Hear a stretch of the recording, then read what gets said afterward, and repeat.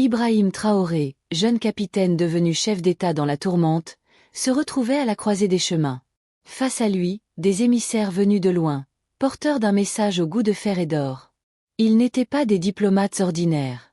Derrière leurs costumes sobres et leurs sourires maîtrisés se cachaient d'autres forces, invisibles et calculatrices. L'un d'eux, la voix posée mais tranchante comme un rasoir, exposa leur offre sur la table, comme on poserait une dague entre deux rois ennemis. Aide économique immédiate. Formation militaire avancée. Soutien politique international. En échange, un alignement discret mais ferme avec certaines priorités stratégiques américaines dans la région. Une promesse de stabilité, de prospérité, de reconnaissance. Mais aussi, au fond, une corde habilement tressée, destinée à enchaîner un pays déjà meurtri par tant de chaînes invisibles. Ibrahim écouta, impassible, les yeux légèrement plissés. À l'extérieur, le vent du désert charriait la poussière des anciens empires tombés. Il savait que cette proposition n'était pas un cadeau, c'était une invitation à l'asservissement, déguisée sous les oripeaux de l'amitié. Lorsqu'ils eurent fini, il se leva lentement, son regard noir brillant d'une colère froide qu'il dissimula derrière un calme souverain. Il ne donna pas de réponse immédiate. Les grands choix, il le savait, ne se prennent jamais dans la hâte. Cette nuit-là, Traoré marcha longtemps dans les jardins déserts du palais. L'air était chargé d'odeurs de terre et d'orages lointains. Il songea au visage de son peuple, aux enfants croisés sur les routes rouges, aux vieillards qui chantaient encore les louanges des héros d'antan. S'il acceptait, il garantirait peut-être la paix pour un temps. Mais il trahirait l'essence même de ce pourquoi il s'était levé. S'il refusait, il déclarait une guerre silencieuse contre des forces bien plus grandes que lui. Entre la facilité de la trahison et la rigueur de l'honneur, il n'y avait pour lui qu'un seul chemin. Les jours suivants furent tendus, presque irréels. Les émissaires revinrent, plus pressants, plus menaçants sous leurs airs courtois. Un message crypté lui parvint directement du général Michael Langley. Une alliance stratégique. Un partenariat pour stabiliser la région. Des troupes d'élite prêtes à protéger les mines, les routes commerciales, les aéroports. L'assurance que Traoré conserverait son pouvoir, à condition de suivre la partition écrite à Washington. Ibrahim lut le message d'un œil glacé. Il entendait, derrière les mots, le cliquetis des chaînes qu'on lui tendait avec tant d'élégance.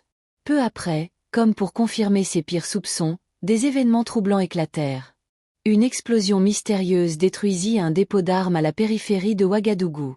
Des manifestations surgies de nulle part dénoncèrent la dictature, la corruption, l'absence de démocratie. Les services de renseignement burkinabais interceptèrent des communications entre certaines ONG locales et des contacts étrangers. Les pièces du puzzle s'assemblaient, la guerre de l'ombre avait commencé. Dans son bureau baigné de lumière dorée, Traoré réunit ses conseillers les plus fidèles.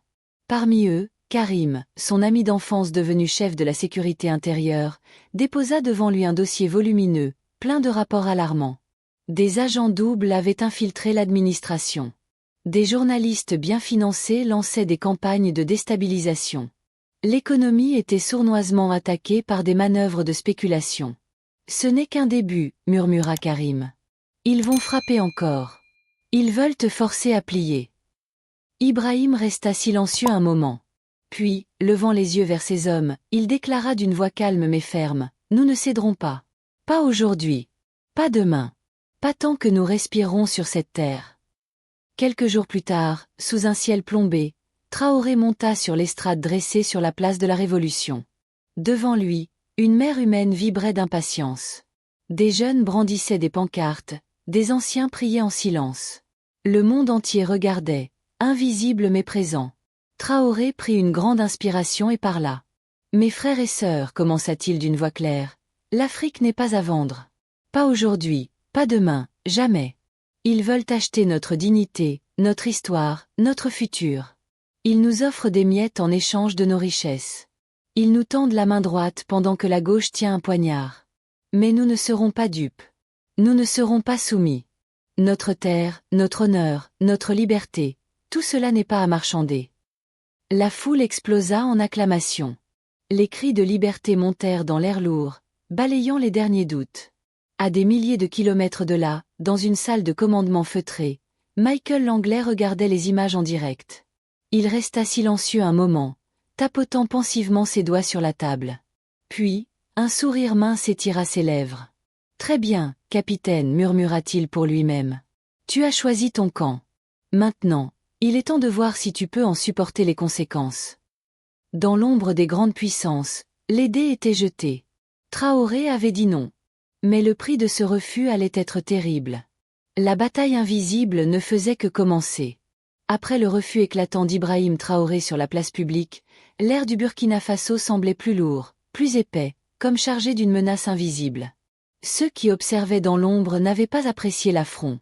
Dans les jours qui suivirent, les événements s'enchaînèrent avec une rapidité presque irréelle, comme si une main invisible avait relâché ses chiens de guerre.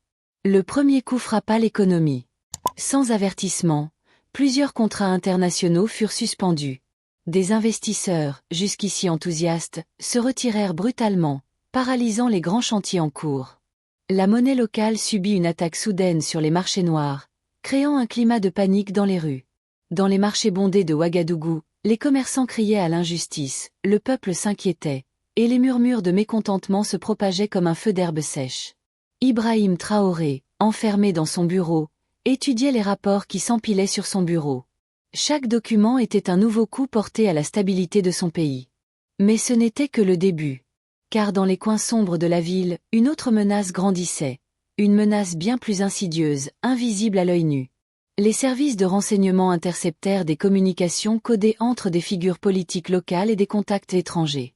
Des politiciens, des chefs militaires, des journalistes influents, tous semblaient peu à peu glisser hors de son contrôle.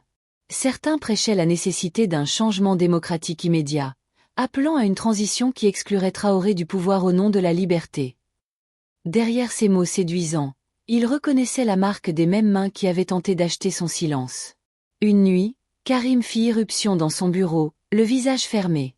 « On veut nous diviser », lança-t-il, sa voix bravant les rafales de vent. « On veut nous faire croire que notre libération est une erreur, que notre dignité est un fardeau. Mais je vous le dis aujourd'hui, nous n'avons besoin de personne pour écrire notre destin. Nous sommes libres parce que nous avons choisi de l'être, et nous resterons libres parce que nous lutterons pour le rester. » Ces mots, portés par la colère du ciel, résonnèrent jusque dans les ruelles les plus sombres. Le peuple, affamé de vérité et de courage, répondit par un rugissement unanime. Ibrahim Traoré n'était plus seulement un capitaine devenu chef. Il était devenu le symbole vivant d'une Afrique qui refuse de plier. Cependant, dans les coulisses, le piège se refermait inexorablement. Des convois suspects entraient dans le pays, des armes circulaient sous la table, et des alliances secrètes se nouaient. Même parmi ses propres forces, des fissures apparaissaient. La peur, l'appât du gain, l'envie de pouvoir, autant de poisons que ses ennemis distillaient goutte à goutte. Pendant ce temps, à Washington, dans une salle de réunion sécurisée, Michael Langley exposait son plan. Autour de lui, les stratèges écoutaient en silence. Les visages étaient durs, implacables.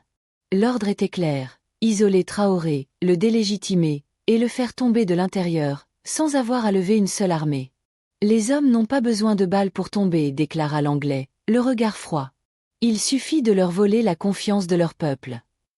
À Ouagadougou, la rumeur d'un coup d'État imminent commença à se répandre. Des colonnes de véhicules blindés furent discrètement déplacées dans la nuit. Des quartiers entiers furent plongés dans le noir après des sabotages électriques mystérieux. À la radio, des voix anonymes parlaient de révolte populaire, cherchant à semer la peur dans les cœurs. Face à cette vague d'hostilité grandissante, Ibrahim Traoré décida de frapper le premier. Plutôt que de se replier, il convoqua une assemblée publique. Sous un ciel orageux, au cœur même de la capitale, il prit la parole devant son peuple. « Il bouge », dit-il d'une voix grave. « Un complot est en train de se former. Plusieurs officiers de haut rang ont été approchés. On leur promet fortune et pouvoir, en échange de ta tête. » Ibrahim resta silencieux.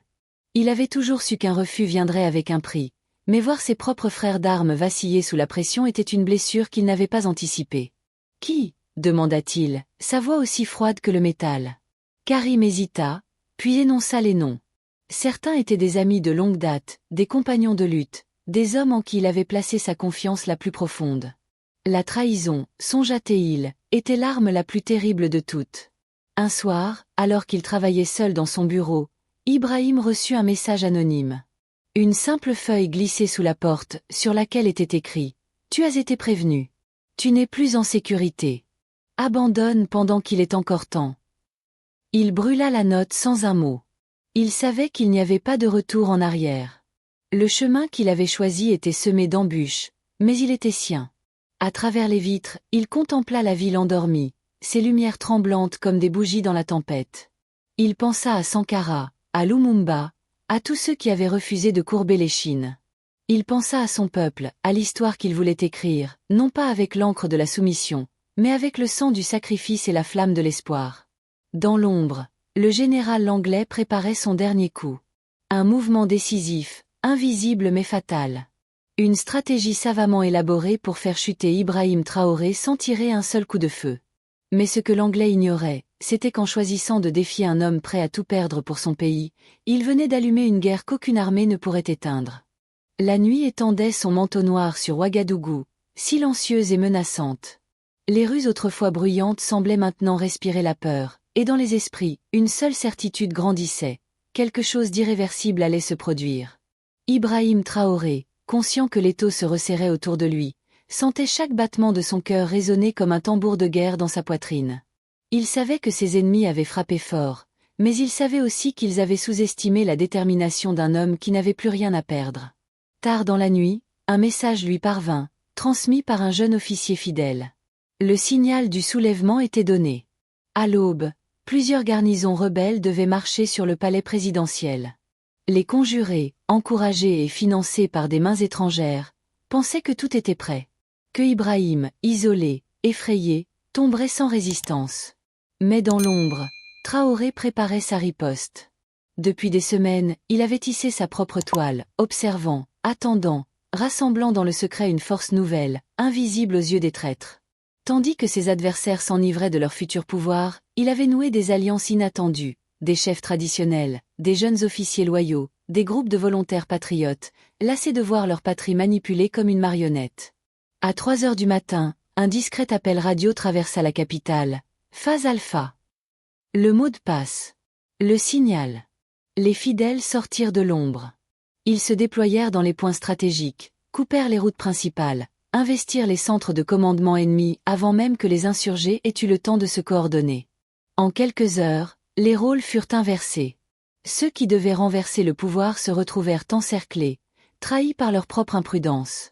Au lever du soleil, un vent nouveau soufflait sur la ville. Dans la cour principale du palais, les conjurés capturés furent alignés, silencieux, la honte pesant lourdement sur leurs épaules. Ibrahim Traoré sortit de l'ombre, vêtu de son uniforme sobre, ses bottes martelant le sol avec une lenteur calculée. Il s'arrêta devant eux. Pas un mot. Son regard suffirait. Il s'attarda sur chacun, cherchant dans leurs yeux une trace de regret, mais n'y trouva que la peur. Sans cérémonie, il ordonna leur arrestation publique. Pas d'exécution sommaire. Pas de vengeance aveugle. Il savait que sa force résidait aussi dans sa capacité à incarner la justice, pas la terreur. Pendant ce temps, dans une salle obscure, loin du tumulte, Michael Langlais observait les images qui défilaient sur ses écrans. Ses sourcils froncés trahissaient sa colère froide. Le plan avait échoué. Non seulement Traoré avait survécu, mais il en sortait plus fort que jamais. Chaque manœuvre, chaque levier actionné dans l'ombre s'était retourné contre ses auteurs. L'Anglais comprenait que pour l'instant, il ne pourrait plus agir directement sans dévoiler trop clairement sa main. La guerre allait changer de forme, devenir plus subtile, plus perverse encore. Mais Traoré venait de prouver qu'il n'était pas un pion qu'on pouvait balayer d'un revers de main. À Ouagadougou, le peuple, d'abord méfiant, ressentit un frisson d'admiration. Ibrahim était resté debout là où tant d'autres auraient plié. Il n'avait pas trahi. Il n'avait pas fui. Il avait lutté, seul contre l'invisible, et avait vaincu. Quelques jours plus tard, lors d'une allocution sobre mais vibrante, Traoré parla à son peuple, non pas comme un dirigeant au-dessus d'eux, mais comme un frère, un fils, un soldat parmi les siens.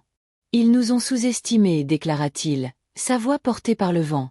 Ils ont cru que nos rêves pouvaient être achetés, que notre liberté pouvait être volée sous couvert de promesses creuses. Mais nous avons montré que l'Afrique a encore des enfants dignes de ses ancêtres, prêts à tenir tête aux empires, prêts à mourir debout plutôt que vivre à genoux. Dans les villages reculés, dans les capitales voisines, dans les cœurs meurtris de l'Afrique entière, les paroles de Traoré résonnèrent comme un tambour d'éveil. Cependant, Ibrahim savait que ce n'était qu'une bataille gagnée. Que dans l'ombre, d'autres pièges seraient tendus. Que la route serait encore longue et périlleuse. Mais cette nuit-là, alors que la lune montait haut dans le ciel clair, il sentit pour la première fois une paix intérieure. Il avait dit non, encore et encore. Il avait résisté. Et quoi qu'il arrive désormais, l'histoire retiendrait que face aux plus grands empires du monde, un capitaine du Burkina Faso avait refusé de vendre son âme.